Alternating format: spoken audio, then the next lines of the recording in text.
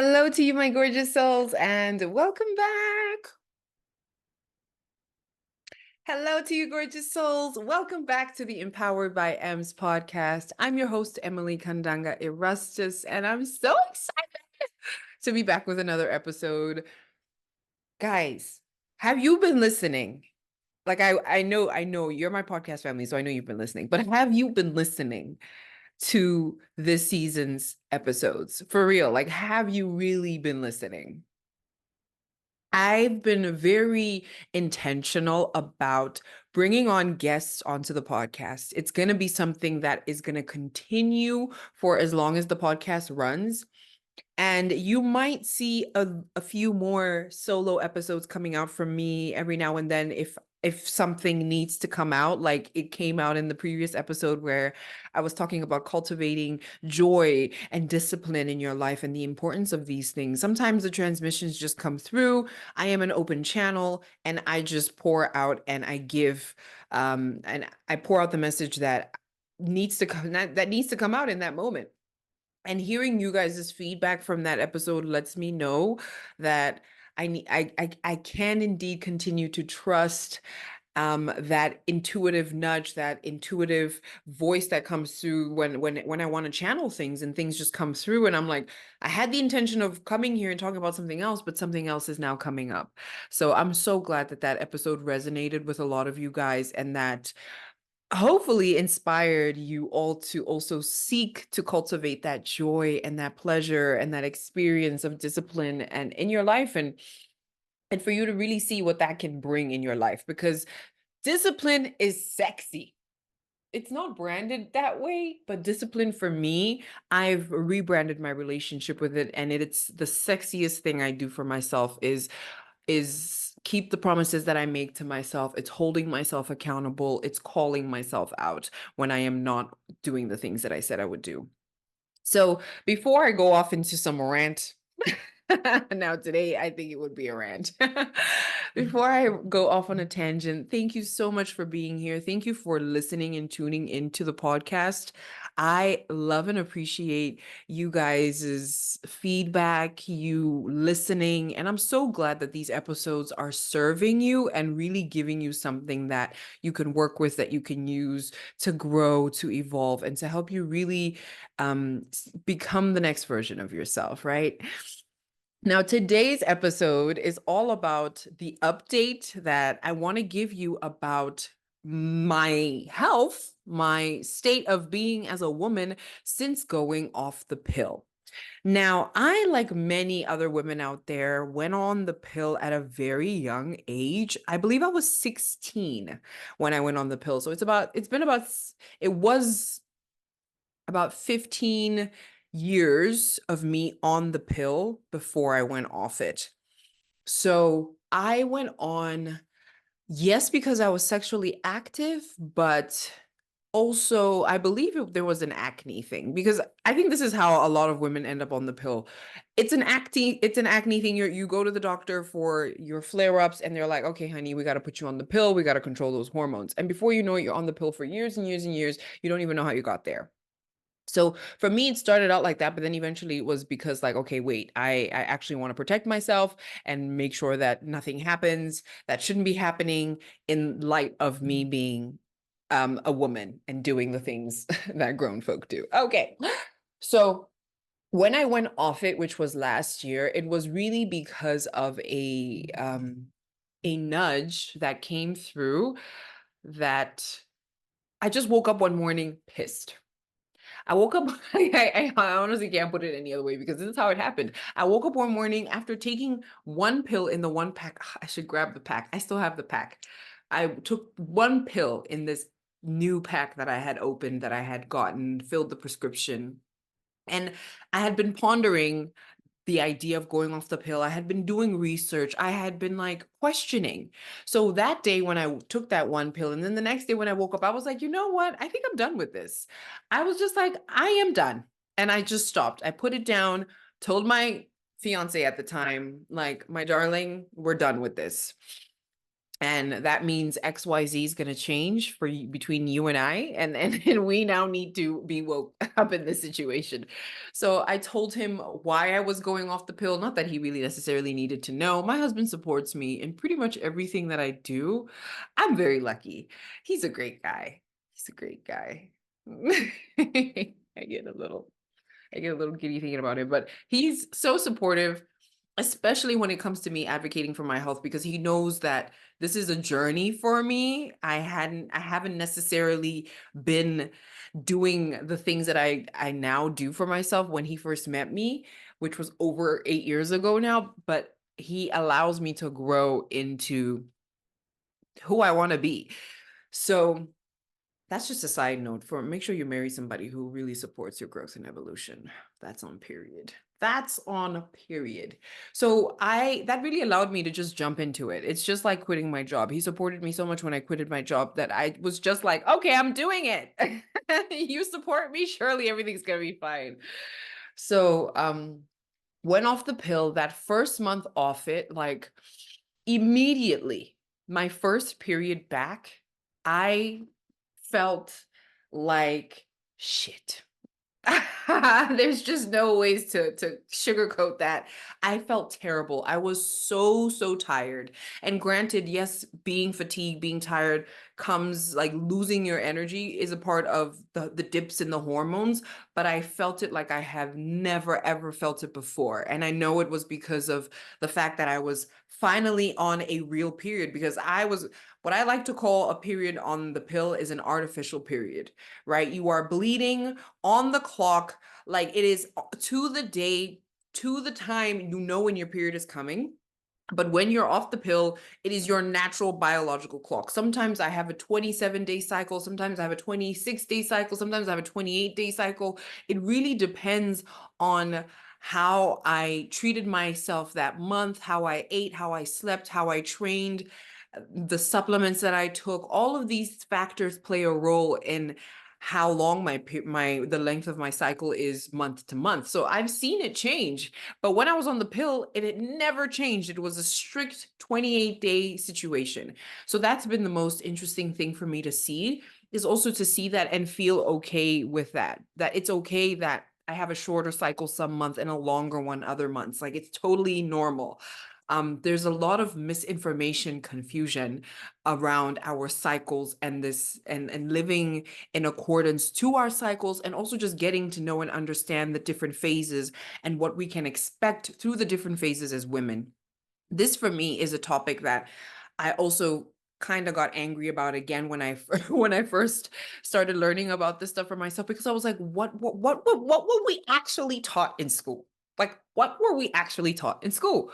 Because I look at it and I'm like, all I remember from this particular chapter in school were the boys giggling and the girls turning pink and flushing and being embarrassed, and us feeling like there was something wrong with us because we get our period and because we bleed and we need pads and we need tampons and all this stuff. Like, it was just branded all wrong.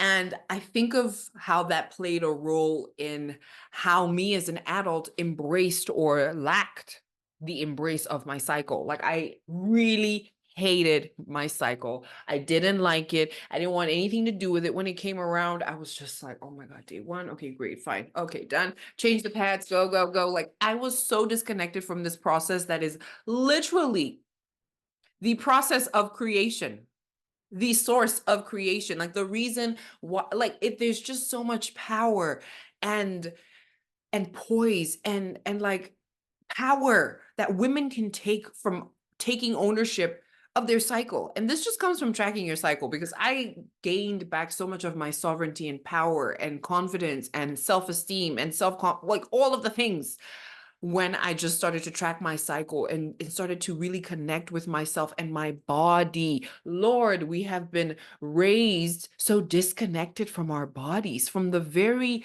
life force, the very life vessel that allows us to experience this life. We're so disconnected from it. We're so disconnected from the things that we put into it and how they make us feel, the things that we wear, the things that we use. Like, there's just so many things. This can turn into a real rant, because another thing that came up for me when I was doing my research on this are the products that we use, right? But that will be, I'll bring that caveat at the end. So just continuing to expand on some of the symptoms that I experienced, right? Shorter cycles. I also experienced a huge burst in acne. Yeah, yeah, that was a thing. That was a thing. She came back. My teenage acne came back with a vengeance. And I had actually, in the time that my skin was just looking terrible, Marilee from Segura Emporium reached out to me and she was like, "Hey girl, I want to help you out with your skin." And I said, "Marley, say less." So what Segura does that's really cool is you can literally get a skin consultation. They have a skin, I don't know if she's a skin specialist, I don't know the words, but they have a skin specialist that they work with who will take an audit of your skin and then give you a skincare routine for AM and PM that you can use to bring your skin back to life. And literally, Silky's the reason that my skin came back to life. I was very patient, very persistent with the routine. At first, it felt like nothing was working, like I was just putting on the products and it was just shits and giggles. But it took a while for my skin, my hormones, everything to regulate and come to normal. And I'm so glad that I persisted because in the past, I think I would have given up way sooner. And I think a lot of us really do give up really soon when it comes to trying out new skincare products. We need to give our skin at least 3 months to like regulate to this new product that you're using. But a lot of us like try it out, we break out and we're like, fuck it, never mind. But actually, what your skin was doing was maybe purging, was maybe like going through a cleansing process. And then there was like going to be light at the end of the tunnel. But so many of us don't see that process through. So I'm so glad that I saw it through. I still to this day use Silky products and swear by them. And I have a discount code if you would like to purchase their products online. I'll drop the Segura shop link online in the show notes, as well as my discount code for you guys to check them out. I highly recommend. And like I mentioned, give them a shot for at least 3 months. You can't try a skincare product for 1 month and say it didn't work for you and give it up. You know, those are things that I learned as I've been adulting. So my skin really broke out, but luckily that over time it also began to regulate. I remember an instance because last year I got married last year, and last year was when I went off the pill in January, and I broke out like crazy. And I remember one of the times that I saw my mom. My mom is like she loves, but she's also somebody who will drag you through the mud. And so I remember her telling me during this one time that I saw her, I think I had like massive ass breakouts around my cheeks and chins, and everything was just, it wasn't giving up. And she looks at me and she says, "Are you gonna get married with that face?" I said, "Lady." I remember calling my sister Tembi in South Africa and just crying to her on the phone because I was PMSing and mommy tried me. Like, I was like, "Is she serious?" Like, so I cried and I cried and I cried. And I remember telling myself in that moment, like, and telling her also, "Mommy, it's a process. Like, hello, I am in the thick of a process here." So that goes to say, if anything you take from that story is really be kind to the things that you like, be mindful of the things that you say to people. You just don't know what people are going through, and that really could have thrown me over the edge. Luckily, I am so self-aware, and I was even more aware of the fact that at that time my mom was such a huge trigger for me. This is another story for another podcast, but she was such a huge trigger for me. I'm still trying to understand where that wounding comes from. It could be generational because I can't think of a reason why I would be so triggered by my mom. So sometimes these things can be passed down generationally, and you have no conscious awareness of how and why you feel this way, but you just do. And because you feel it, it's because it's supposed to be you who heals it. Okay. So if you are the one getting triggered by this, you're the one who's supposed to heal it for yourself and for your lineage. So I really was so aware of the fact that my mom was triggering me. And I'm glad that every time I see her now, I feel that that trigger is softening and softening and softening, because I'm doing the work. I'm over here. We are doing the work. The next thing that I noticed with the symptoms was my sex drive. My friends.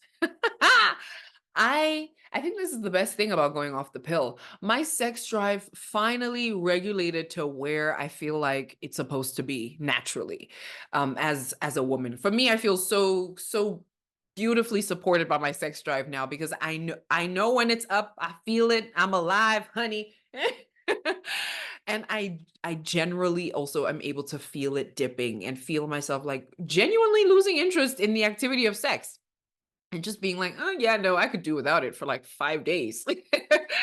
And it's something really interesting for me to know and to also communicate to my husband. I think it's a very interesting thing to share and to relate because I'm fully able to tell him like, babe, like it's just not happening, eh? It's just not like, and men have and their 24-hour cycle, they're just like, what you mean? It's not happening. And I'm like, I'm sorry, my friend. Let's try again in like 5 days. Which is like the worst thing. No man wants to hear that, but yeah. We're working on that. We're gonna leave that one there. The other thing that came through were well, initially were really, really bad cramps. When those first few months off the pill, my cramps were in a place that I have never experienced them before because the pill literally numbed me out to period pain. I even would forget that I was on my period. I would just be like, oh yeah, crap, gotta change the pad. But I would forget, and that was because of the hormones being fully regulated in the way that they were. So my cramps now, I feel them, but I also now just supplement with some omega-3 and 6 in the form of primrose oil, which you can get at any pharmacy. Highly recommend that you especially take that, girl, when you're in your luteal phase. I generally take her like sporadically throughout the length of my cycle, but especially during my luteal phase. I make sure that I'm getting my omega in. It really, really helps with the cramping when you do start your period. That's something that I've seen helps me. Hope it helps you too. Let me know. The other thing was, oh, my mood swings.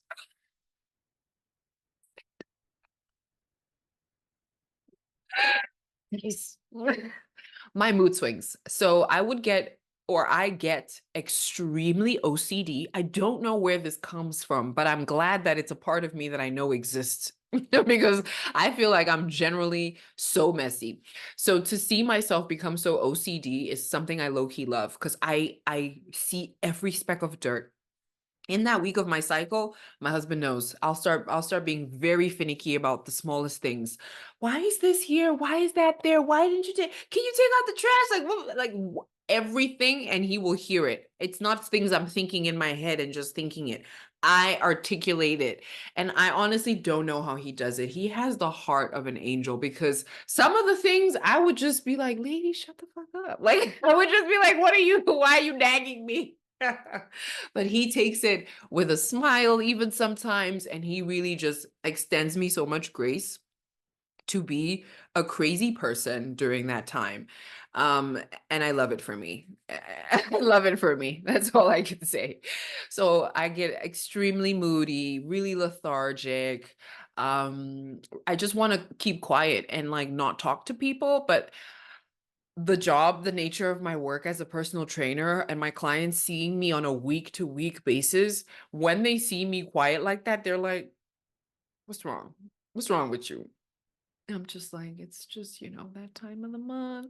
I'm like, I'm just quiet because I'm preserving energy. I'm just trying to show up here and do my job, set up the equipment, pack it away type of a vibe. Like, it's literally, I feel like I'm in survival mode.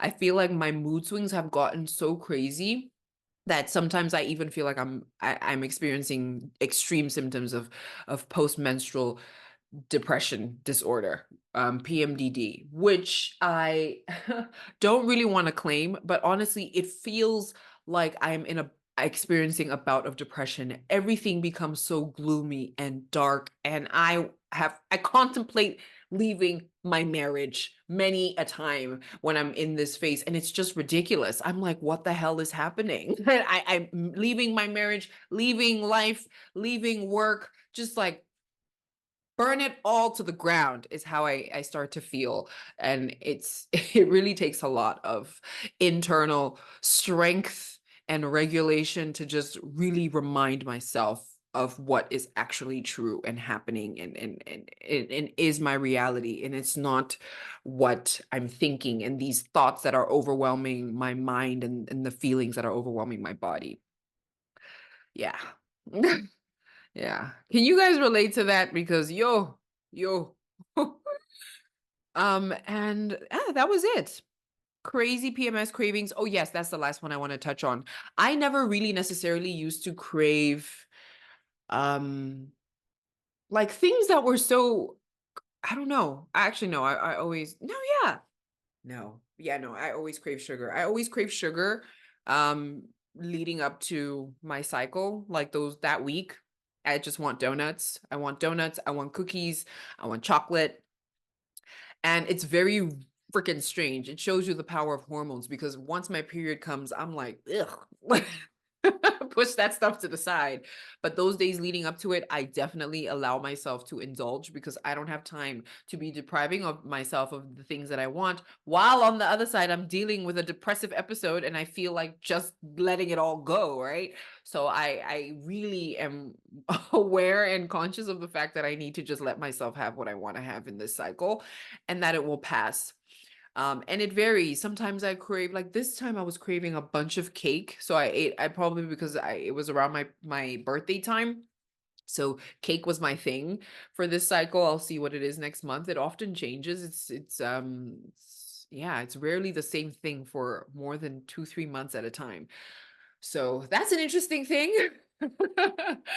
So my loves, this is all in an effort to share and to update you guys and let you know what the experience has been like for me personally going off the pill. I would love to hear from you guys who have maybe gone on this journey for yourselves, who've gone off the pill or are considering going off the pill or have tried many different methods. Like, what are the things that you have noticed and experienced within yourself, within your body? What works for you? What doesn't?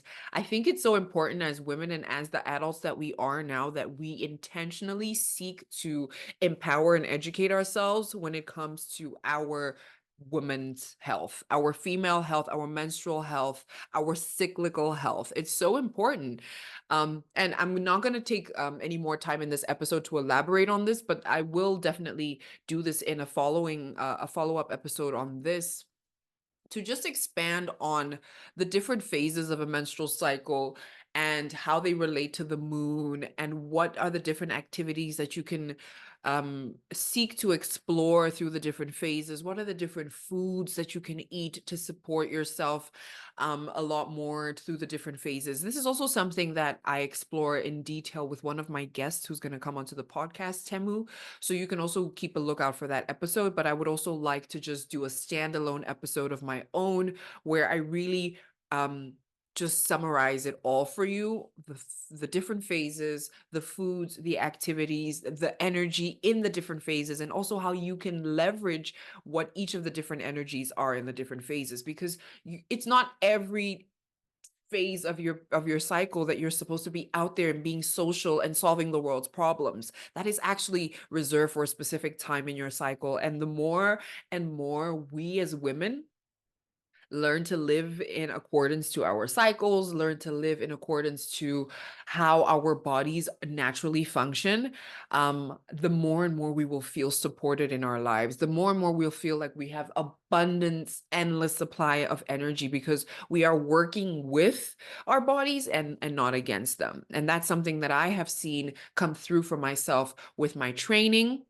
It hasn't been easy trying to sync my training to my cycle, because in the past, and I've been so conditioned to go, and in the past when I was on when I was on the pill, I could go because I legit rarely experienced energy dips when I was on my period. It was not something I really knew was even a thing until I went off the pill.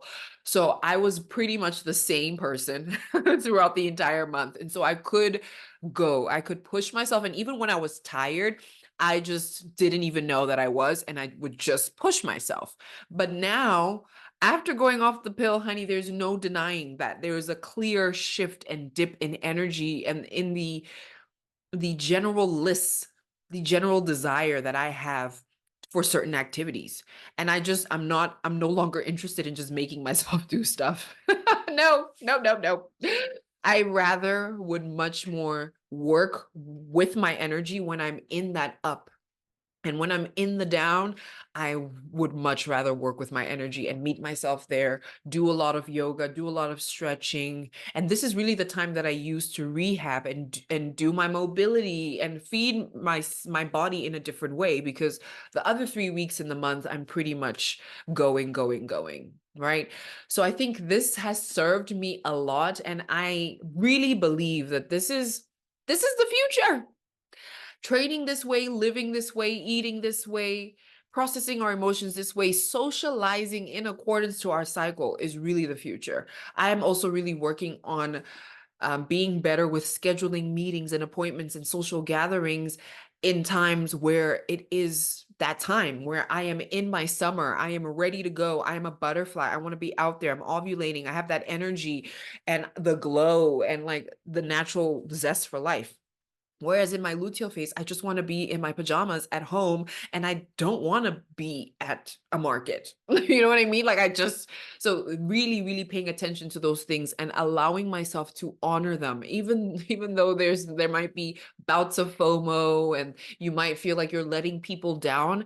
I think learning to honor yourself in that way is so profound, and um, it will spill over into your relationships one way or the other, because when you have the energy to be in your summer and you are in your summer, then you're going to be there, you're going to show up fully and wholly. But when you're not, you're just not, and you just respect that and you honor that and you hold that space for yourself, and then in turn you also teach the people around you, honey, to honor your boundaries and to respect the fact that it's not something Emily's going to be doing, honey. She's on her period.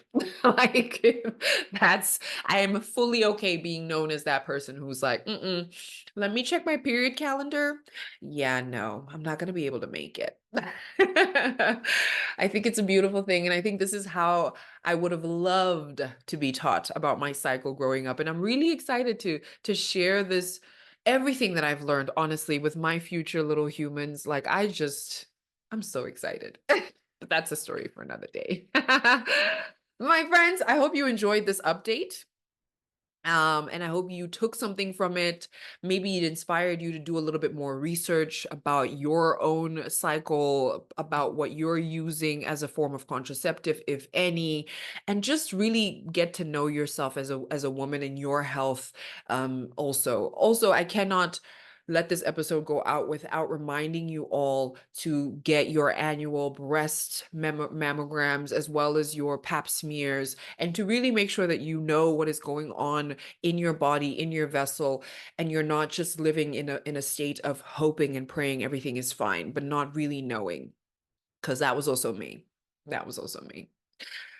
All right, my loves, I am so thrilled to get this episode out to you. And I look forward to seeing you in the next one, where I'm going to be rounding up and wrapping up what some of the different phases are in the cycle. You can look out for that episode, and I will see you guys in the next one. As always, please let me know if this episode touched you and resonated with you, and share it with someone you love. Bye. I will catch you in the next one.